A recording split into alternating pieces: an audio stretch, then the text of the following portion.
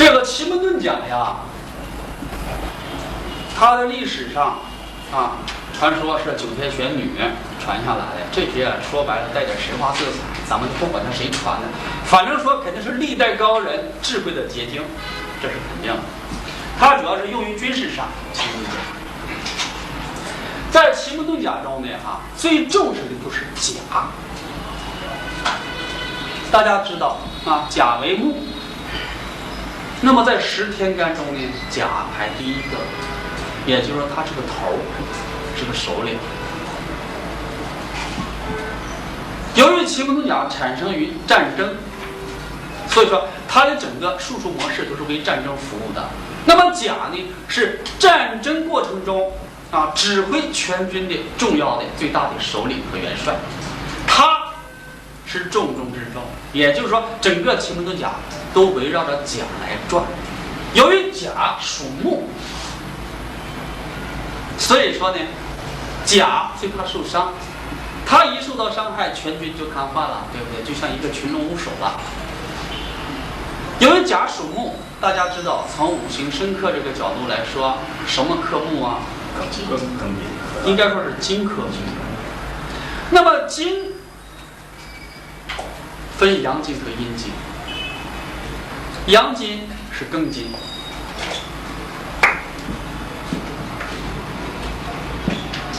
阴金呢是辛金。那么这两个里边由于甲木为阳，是吧？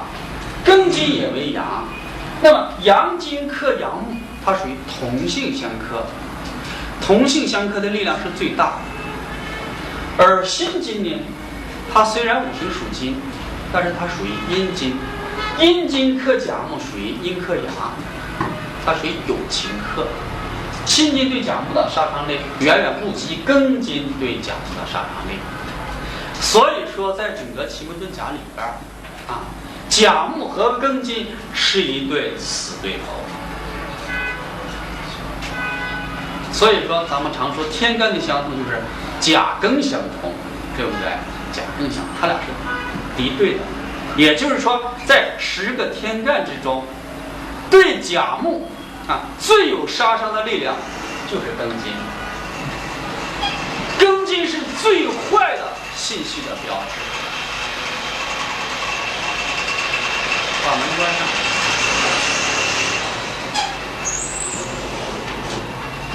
大家记住由于庚在奇门遁甲中它代表最坏的信息，所以说你在求测的时候你在预测的时候，当你所做的宫位或者说你的年命所落的宫位上有庚出现的时候，你就不用看其他的，肯定没好事。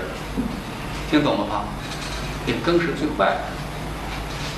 反过来说，当你年命落宫和甲在一起的时候，那肯定是最好的，最吉利的。这就是说两个极端。咱们学过这个太极学说，那么太极学说是不是有两个极一个南极，一个北极？那么它俩也是庚和甲，就是奇门遁甲的两个太极点，它是两个太极图上两个点。奇门遁甲呢，最大的特点呢，就是使甲木得到最大限度的保护，使庚金呢受到最大限制的克制、豪泄，这便是吉。反过来说，如果说甲木受伤非常严重了，而庚金气数很旺相，这是最糟的事情。咱们首先要掌握这里一大纲领。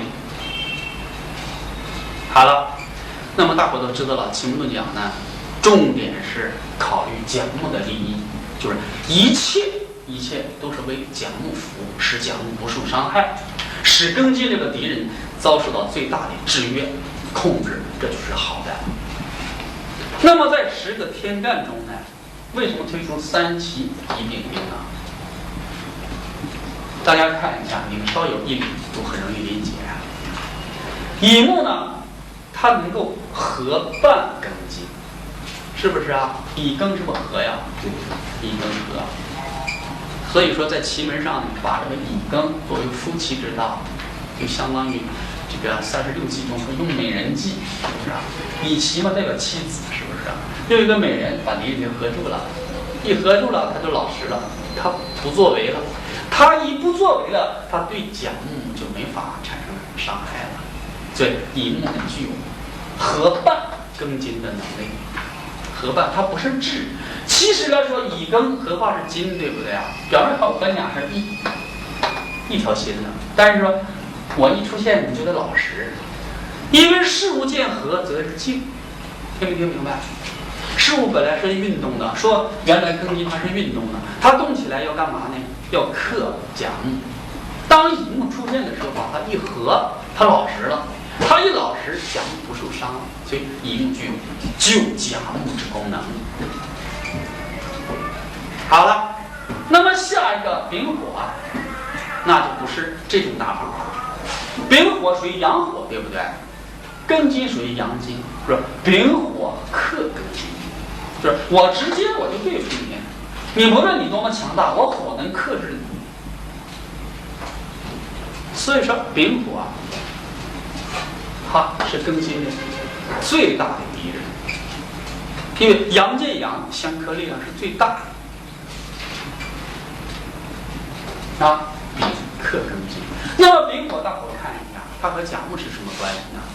甲木是阳木，丙火呢是阳火，对不对？是不是木生火呀？甲木生丙火，阳生阳，同性的。那么甲木如果是个男的，那么这个丙火自然就是他儿子。这个不是四柱里那种六亲体系的看法，就是我生的同性的就是我儿子，也就是说丙火其实就是甲木的儿子，他出来具有强大的杀伤力，能把庚金制服。那么最后一个是丁奇，丁奇呢，丁也为火是吧？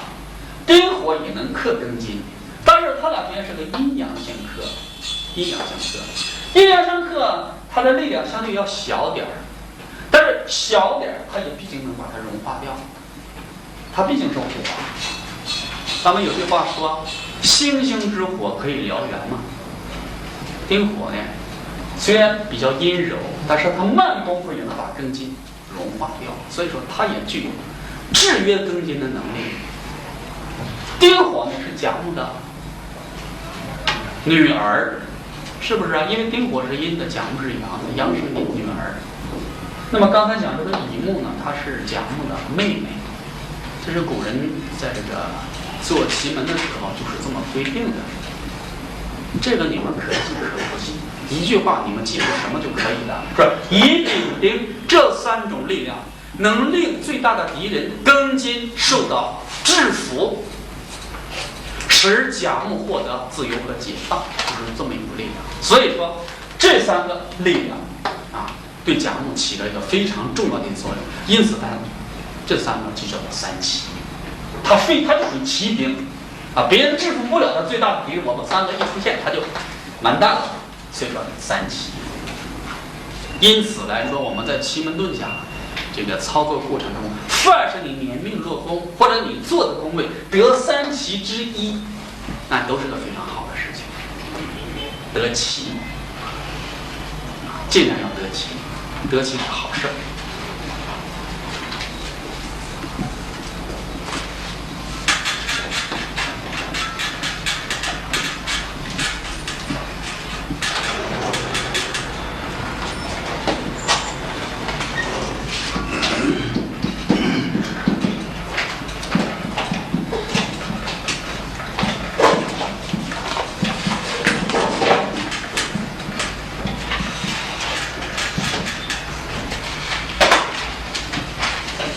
下面讲它六艺啊，刚才讲的是三奇，这回是六艺。大家知道，一共是10个天干，10个天干呢，甲木它是隐藏，奇门遁甲呢，遁就是隐遁的意思，他把这个头啊给隐藏起来不露面。为什么？你真正战争的时候，你这个指挥官，你要是出头被人一炮打死完了，是不是没法指挥部队？他必须藏起来。他藏起来之后，是不是剩9个了？10个天干，去了甲这是不是剩9个了？这9个呢，以乙丙丁它为这个三奇，它重点保护这个元首甲木，而剩下这个戊己庚辛壬癸，它叫六仪。六仪是做什么的呢？它就是部队了，就是六支队伍。那么这个队伍都是在这个甲木为首的领导下，在三奇的指使下进行着各种运动。那么从层次上来讲，甲木它是最高层次的第一级别，而三奇属于第二级别，而六艺就是第三位了。听不听明白？你对这个模式的了解，将来断层次的时候，断一个人社会地位的时候也是这样。能够听懂？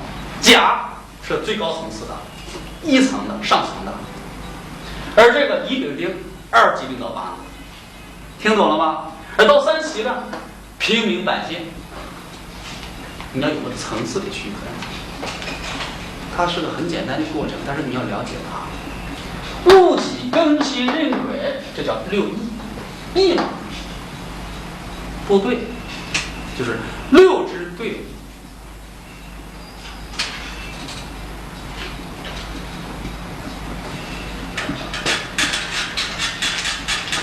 大家记好啊，这个做一个记录，然后我擦掉，我重新讲别的。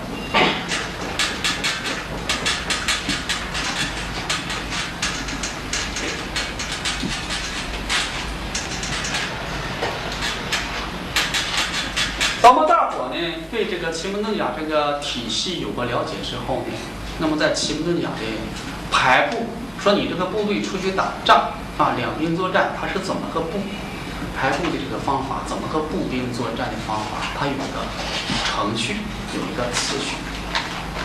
它的次序，也就是说三奇六仪的排列顺序，它是个永远不变的顺序。那给大伙试一下。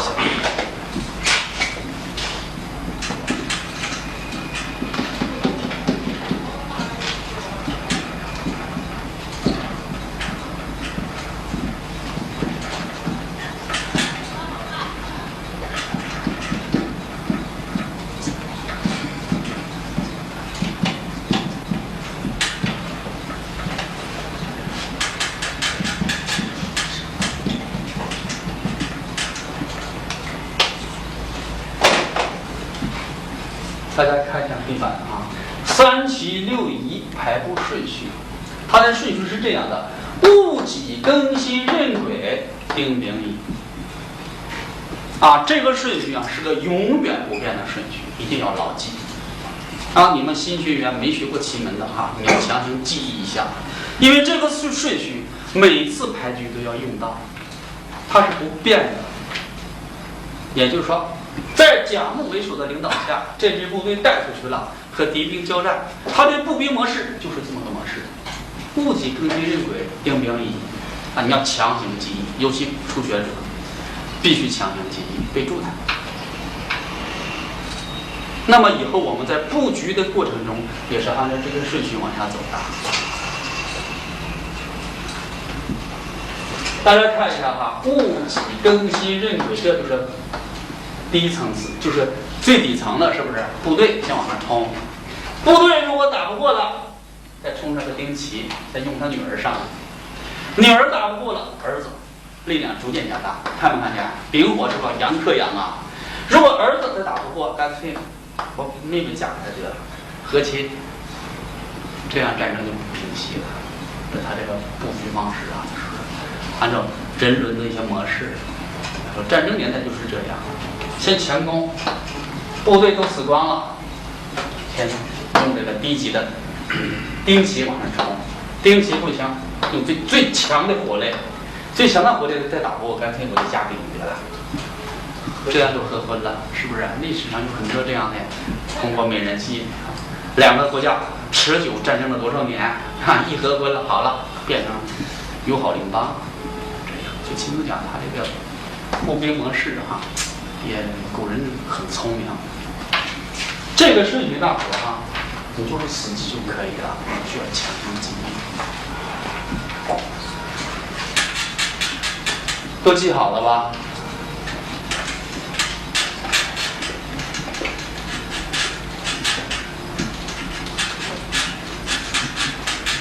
大伙儿可能要问了，那么老师啊，讲了半天奇门遁甲啊，戊己庚辛壬癸丁未乙都出来了，那么甲它到底藏哪呀？是不是？因为奇门遁甲虽然是遁，你不能不出来。你战争年代你不能在家里趴着吧，你也得出来领兵啊。你领兵你不露面，也得在暗中指挥，是不是？暗中你藏在哪？奇门遁甲它通常状态下呢，它有不同的藏身之所啊。大家知道，凡是带甲的，都为巡守，是不是啊？都是比如说甲子了、甲戌了、甲午都是巡守。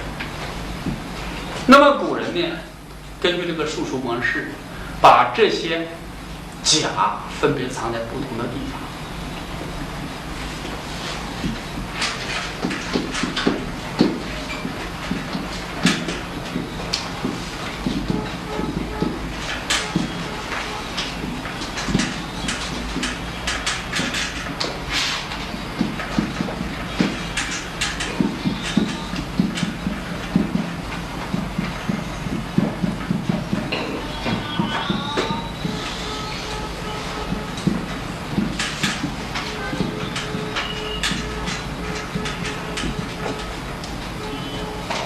大家看一下黑板啊，这就是古人安排的。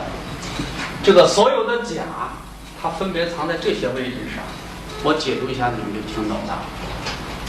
甲子这个巡守啊，它是60卦甲子最开始的一个甲子，它藏在戊的下面。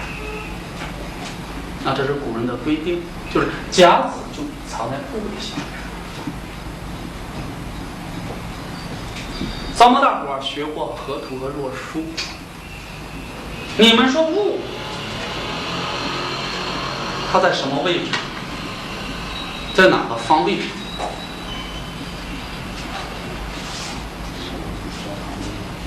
王志峰，我问你戊在哪个方位上？东。戊在东。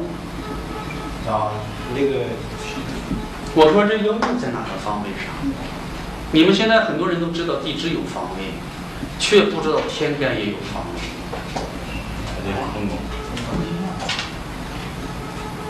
那个铁岭这个学院，你说戊在哪儿？对，还是人家见识多。这个戊是中间嘛，戊己中央土，是不是啊？那你们看一下，是不是甲乙东方木，丙丁南方火，是不是啊？戊己中央土，庚辛西方金，北方壬癸水啊。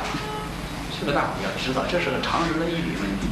那么甲子它为什么藏在戊？这戊是不是中间儿？咱说就是党中央，对不对？你们在太极图上看，是不是中间这个点呢？是不是核心点？所以说，在这个整个奇门遁甲中，甲子这个水手它是重中之重，因为它属于选手的选手，能不能听明白？60花甲子是不是一共是6个甲呀？但是在这6个甲里，甲还是这些甲的头，它是甲中之甲，能不能听明白？所以说甲子它是重中之重。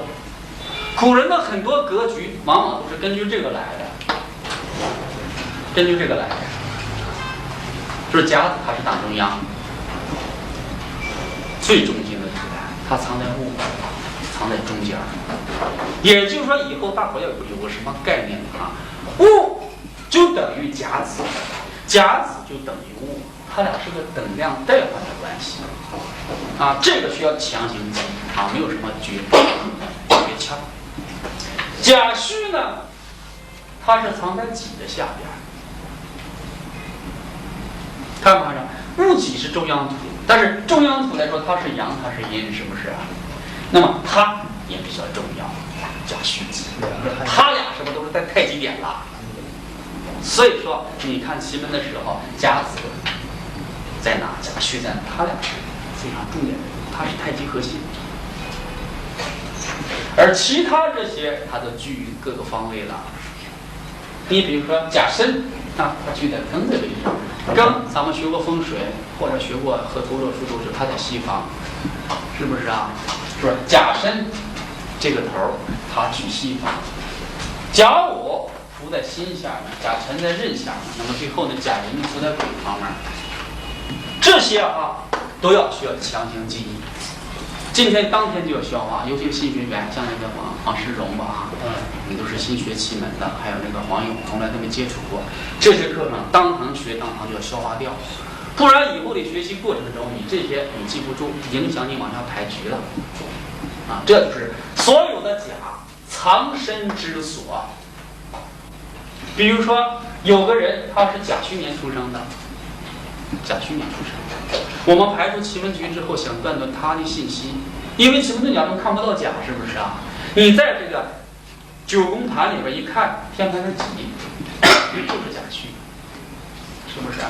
你是甲午年出生的人，就看辛就完了，辛就等于甲午，甲午就等于辛，听没听明白？就是上下之间都是等量代换，就是说一个符号，听懂了吧？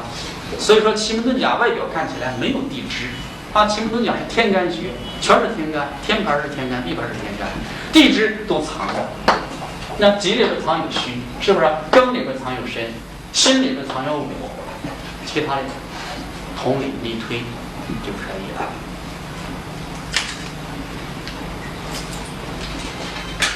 好了，关于奇门遁甲呢，整个这个所有的甲藏的部队出来了，大家看没看出来？只有3个，乙丙丁。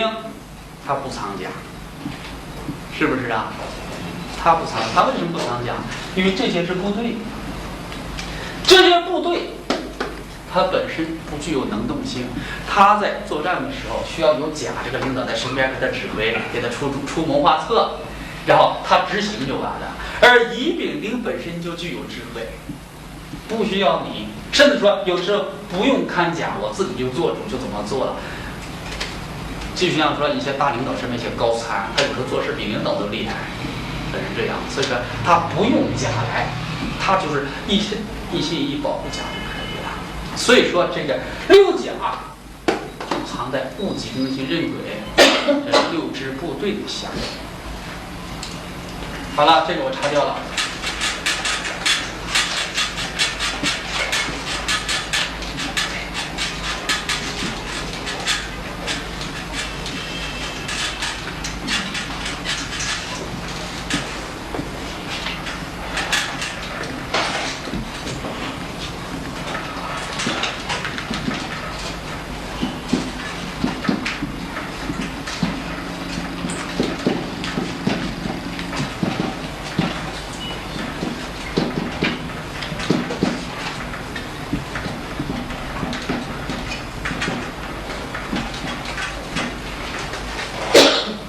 八门这是奇门遁甲预测体系的一些名词大伙做个详细的记录。老学员吧，有一些人你有基础了，你可以不记，反正你们背。新学员必须得记住八门。八门呢，按照奇门遁甲的规则，就是修身伤度景死经开。我是简写的，正常应该是修门、生门、伤门、度门、景门、死门、经门、开门，一共是8个门。这8个门其实是什么？就是八卦，就是八卦。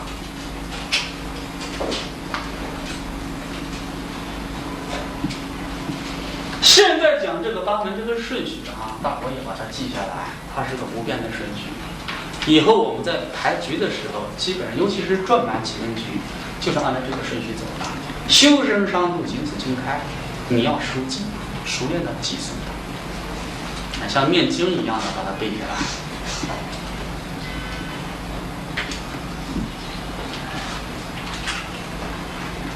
记好了吧？